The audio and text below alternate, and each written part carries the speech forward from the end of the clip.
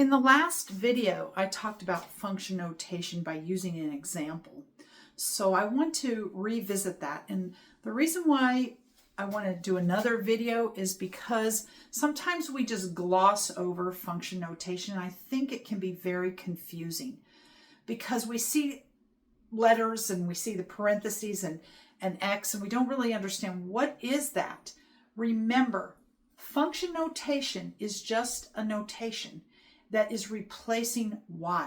So y equals f of x.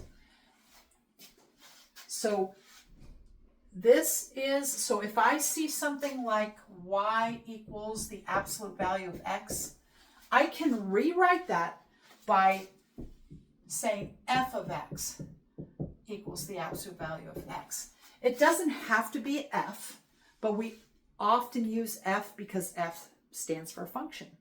But let's say you're talking about sales tax and you're inputting a price. We did a previous example of that. We might not want to say f, or we might not want to use x and y as our variables.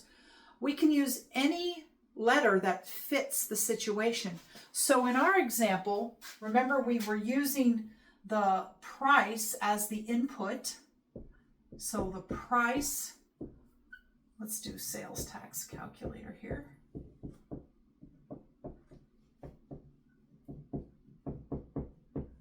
The price was the input.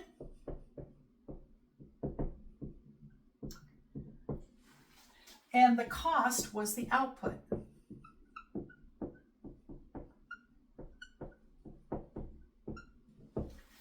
So you might not want to use X and Y, you might want to use P and C to describe your input and output.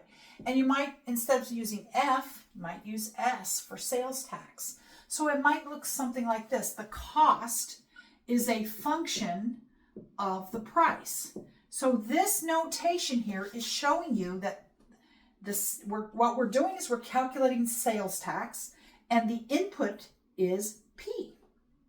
And so you could say the cost is C, and that is a function of P. So C is the output and P is the input. This is function notation.